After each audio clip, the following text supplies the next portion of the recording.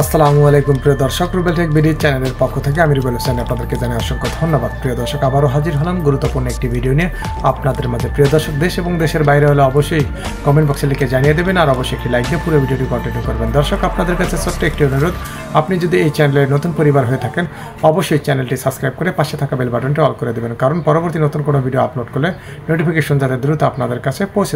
হাসিনা বলিছে যে ওর নৌকা নাকি নূনবীন নৌকা। এইটা প্রফেসর ইউনূসের ভিডিওতে ইউজ করেছি একজন হুজুরের বয়ান সহ। আমি ওনার উচ্চারণ শুনে বুঝেছিলাম যে উনি বগুড়ার লোক। যাই হোক, ওনার গুণমুগ্ধরা আবার আমারও গুণমুগ্ধ, আমারও পছন্দ করে। ওনারা বলছেন সে আদবের সঙ্গেই বলছেন যে আমি ওনার বক্তব্য আংশিক শুনা ওনারা ভুল বুঝছি। আমি ওনার বক্তব্য পুরোটাই শুনছি। আপনাদেরকে আজকে ওই অংশটা পুরাই শোনাবো। ধর্মীয় অংশে ওনারা আলোচনা বা ব্যাখ্যার বিষয়ে আমি কিছু বলবো না, কারণ আমার সেই যোগ্যতা নাই। কিন্তু রাজনৈতিক প্রসঙ্গে আমি ওনার বক্তব্যের দুর্বল জায়গাটা আজকে ধরাই দেব। ওনারা ছোট করার জন্য না, বরং এইটারে উনি একটা গঠনমূলক সমালোচনা হিসেবে নিতে পারেন। আসেন আগে দেখি হাসিনা কি বলছে। আপনারা দেখবেন হাসিনার এই বক্তব্যে কি ভয়ঙ্কর নিশানা লুকায় আছে, যেটা আমরা ধরতেই পারি নাই। কি সেই নিশানা?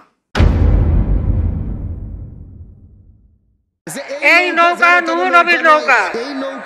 এই নৌকায় কিন্তু মানব জাতিকে রক্ষা করেছিলেন আল্লাহ রাব্বুল আলামিন। শুনলেন তো? আসেন এইবার আমরা হুজুরের বক্তব্যটা শুনি। নূহ নবীর নৌকা আসলে কি সিগনিফাই করে। উনি যা বলছেন খুবই সুন্দরভাবে উনি ব্যাখ্যা করছেন। আমরা ওইটাই শুনি, ওনারটাই শুনি। এই নৌকা হলো মুক্তির নৌকা। এই নৌকার মাধ্যমে আল্লাহ তাআলা মানুষকে মুক্তি করেছেন। আমি আপনাদেরকে একটা কথা বলতে চাই, লক্ষ্য করেন। গতকালকে আমার দেশের মাননীয় প্রধানমন্ত্রী প্রাইম মিনিস্টার সিলেটে যাওয়ার পরে শাহজালাল শাহপরানের মাজার জিয়ারত করে নির্বাচনী প্রচারণা শুরু করেছে। সেই জায়গার মধ্যে তিনি বক্তব্য দিয়েছে যে এই নৌকা যেন তেন নৌকা নয়, এই নৌকা হলো নূহ নবীর নৌকা। এই নৌকা হলো কোরআনের নৌকা। এই নৌকা হলো মুক্তির নৌকা। এই নৌকার মাধ্যমে আল্লাহ তাআলা মানুষকে মুক্তি করেছেন। আমার কথা লক্ষ্য করবেন, ভালো করে বুঝবেন। তিনি যা বলেছেন কথা সত্য। এই নৌকা নূহ নবীর নৌকা। এই পৃথিবীর প্রথম যানবাহনের নাম হলো নৌকা। পৃথিবীতে কোনো যানবাহন ছিল না, প্রথম যানবাহনের নাম কি? জোরে বলেন, আরো জোরে। কেরে নৌকার মিছিল করতে ভয় লাগে? অন্য মার্কা হলে ভয় আছে, নৌকার কোনো ভয়? তাহলে জোরে বলেন, যানবাহনের নাম কি? আরো জোরে। জোরে হলো না? নৌকা বানাইছে কোন নবী? নূহ নবী। আর নৌকা বানানোর ঘোষণা দিয়েছে কে? আল্লাহ। খুব ভালো করে বুঝবেন, মাথার মধ্যে ঢুকান। হযরত নূহ আলাইহিস সালাম 950 বছর ধরে দাওয়াতি কাজ করছে। কয় বছর? মুসলমান হয়েছে মাত্র 80 জন। জোরে বলেন কয়জন? 80 জন মুসলমান হওয়ার পরে আর বাকি কাফেররা নূহ নবীকে ধরে পিটাই, ষড়যন্ত্র করে, তার বিরুদ্ধে কথা বলে। নূহ নবী সহ্য করতে পারে নাই। আল্লাহ বলতেছে, আল্লাহ এই জাতিকে আপনি ধ্বংস করে দেন। আল্লাহ বলতেছে, নূহ আমি ধ্বংস করব, মহা একটা গজব দেব, মহা একটা প্লাবন দেব, মহা একটা বন্যা দেব, যেই বন্যাতে পুরো পৃথিবী ডুবে যাবে। নূহ বলতেছে, আল্লাহ সবই যদি ডুবে যায় আমি বাঁচবো কেমনে? আল্লাহ বলতেছে, নূহ বাঁচার বুদ্ধি আছে, তুমি একটা নৌকা বানাও। জোরে বলেন, নাম কি? আরো জোরে। হযরত নূহ আলাইহিস সালাম আল্লাহর বুদ্ধি শুনে নৌকা বানানো শুরু করলেন। নৌকা বানানো শুরু করেছেন। নূহর কাছে একটা বৃদ্ধ মহিলা আসছে, বুড়ি মা। কি মা? বুড়ি মা একটা বৃদ্ধ। সে বলতেছে, নূহ এই মরুভূমির মধ্যে তুমি নৌকা বানাচ্ছ কেন? নূহ বলতেছে, বুড়ি মা রে, পুরো পৃথিবী বন্যা নামক গজবে ডুবে যাবে, নৌকার মধ্যে উঠবে যারা, বেঁচে থাকবে তারা, পুরো পৃথিবী সব কিছু মরে ছাপ হয়ে যাবে, সবকিছু ধ্বংস হবে। তখন বৃদ্ধ মহিলা বলতেছে, নূহ আমিও একটু তোমার নৌকাতে উঠতে চাই। সুবহানাল্লাহ। আরো জোরে বলেন সুবহানাল্লাহ। আমার বন্ধুগণ, মুসলমান ভাড়া গভীর মনোযোগ। এই কথা বলার পরে নূহ নবী ডাক দিয়ে বলে, বুড়ি রে, এই নৌকার মধ্যে উঠবে যারা মুক্তি পাবে, তারা বেঁচে যাবে তারা, কিন্তু নৌকার বাহিরে যারা থাকবে তারা ধ্বংস হবে। কিন্তু বৃদ্ধ মহিলা, তুমি তো নৌকার মধ্যে ওঠার জন্য পরিকল্পনা করেছো, আমার নৌকার মধ্যে উঠতে চাচ্ছ, তবে একটা কথা ভালোভাবে জেনে নাও, এই নৌকার ভেতরে সবাই চাইলেই উঠতে পারবে না, এই নৌকার মধ্যে সবার জায়গা হবে না। এই নৌকার ভেতরে উঠতে পারবে তারা একমাত্র ইমানদার ব্যক্তি যারা। এই নৌকার ভেতরে উঠতে পারবে তারা ইমানদার হবে। এ জোরে বলেন ইমানদার হবে। এখন শুনলেন তো, আমি আবার উনার কথাটাকে সামারি করি, মানে উনি যা বলছেন সেটাকে আমি সংক্ষেপে বলি। উনি যা বলছেন সেটাই, নূনবী মানুষকে ধর্মের পথে আনতে চাইছিলেন, অনেক চেষ্টা পারেন নাই। খোদা তাআলা নূনবীকে বললেন যে আমি একটা মহাপ্লাবন দেব, সারা দুনিয়া তলায় যাবে, সব মারা যাবে, তুমি একটা বিশাল নৌকা বানাও, বিশ্বাসীদেরকে আর সব প্রাণী গাছগাছালিকে জোড়ায় জোড়ায় নিয়ে ওই নৌকায় ওঠো। নৌকা ওঠার শর্ত কি ছিল? হুজুর বলছেন কিন্তু বিশ্বাসী হইতে হবে, তাই তো? হুজুর তো তাই বলছেন। তারপরে মহাপ্লাবন আসলো, সবাই মারা পড়লো যারা সেই নৌকায় ছিল না, তাই না? তাইলে আজ যারা বাইসা আছে দুনিয়ায়, আমরা সবার পূর্বপুরুষ ওই নৌকায় আসিল, ঠিক কিনা? আমি খুঁটায় খুঁটায় পাক কোরআনের সূরা আল আরাফ, সূরা ইউনুস, সূরা হুদ, সূরা আনকাবুত, এই সূরাগুলোতে নূনবীর নৌকার যে অংশটা এটা পড়লাম। আশ্চর্যের বিষয় কি জানেন? দুনিয়ায় সব ধর্মে এই কাহিনী আছে। ও আর একটা বিষয় হুজুর বলেন নাই, সেটা হচ্ছে নূনবীর ছেলেও কিন্তু ওই নৌকায় জায়গা পায় নাই। তার মানে রক্তের সম্পর্ক এই নৌকায় জায়গা পাওয়ার বিবেচ্য ছিল না। একদম এক কাহিনী সব ধর্মে, অল্প কিছু ভেরিয়েশন আছে সামান্য, হুবহু এক বাকিটা। হিন্দু ধর্মের শতপথ ব্রাহ্মণে আছে এই মহাপ্লাবনের কথা, মনুর কথা। মনু হচ্ছে হিন্দুদের নবী, মনু থেকেই মানুষ শব্দটা আসছে। একইভাবে ভগবান মনুকে নৌকা বানাইতে বলে, আর জোড়ায় জোড়ায় প্রাণীকে সেই নৌকায় তুলতে বলে। আর একটা জিনিস ওইখানে আছে ইন্টারেস্টিং হিন্দু ধর্মে, সেটা হচ্ছে 7 জন জ্ঞানী মানুষকে, ঋষিকে, সপ্তর্ষিকে তুলতে বলে ওই নৌকায়। প্রাচীন মেসোপটেমিয়ার মিথোলজিতে গিলগামেশ বলে একটা, এটা সবচেয়ে প্রাচীন কাব্য আর কি, সেইখানে এই নৌকার কাহিনী আছে। একইভাবে গ্রিক মাইথোলজিতে আছে যে দেউকাইলিনিয়র, যে প্রমিথিয়াসের ছেলে, তাকে একইভাবে প্রমিথিয়াস বলে যে নৌকা বানাইতে, কারণ দেবরাজ জিউস উনি বলছেন যে ব্রোঞ্জ যুগের সমাপ্তি করবেন এক মহাপ্লাবন দিয়ে। তারপরে ওই প্রমিথিয়াসের ছেলে এরকম একটা নৌকা বানায়, সবাই নৌকায় তোলে, একই গল্প। দেখেন ধর্মের মধ্যে ঐক্যের জায়গাগুলো কোথায়? আমরা তো খুঁজি কই আর এক ধর্ম ভিন্ন, তাই না? কিন্তু কই একই কথা আছে সেটা কই না, তাই না? এইবার আসেন, হাসিনা আসলে কি বুঝাইতে চাইছে এই নূনবীর নৌকা বইলা? নূনবীর নৌকায় যারা উঠে নাই তারা কি হয়েছিল বলেন? নিশ্চিন্ন হয়ে গেছিল কিনা, তাই না? বলেন ঠিক কিনা? হাসিনার নৌকায় যারা উঠবে না, যারা হাসিনার দল করবে না, তার দলকে যারা সমর্থন করবে না, তাকেও হাসিনা নিশ্চিন্ন কইরা দিবে, মানে জয় বাংলা কইরা দিবে। না মাইরা কাইটা সবাই শেষ করবে না, কাউরে কাউরে করবে, মাইরা কাইটা শেষ, কাউরে দেশ ছাড়া করবে, কাউরে জেলে ভরবে। আর কি করবে? আপনার যে সামান্য নাগরিক অধিকার আছে সেগুলা কাইরা নিবে, আপনার ভিজিএফ কার্ড কাইরা নিবে, কবরস্থান মসজিদ বন্ধ করে দিবে। ওরাই বলতেছে, অনেক জায়গায় ভিজিএফ কার্ড নিয়েও গেছে, কইছে নৌকায় ভোট না দিলে ফেরত দিবে না, আপনি পাসপোর্ট পাবেন না, আপনি চাকরি পাবেন না, আপনার ছেলেকে স্কুলে পড়াইতে পারবেন না। সেন্টারে যায় নাই, তাইলে তার সার্টিফিকেট ইস্যু বন্ধ হয়ে যায়।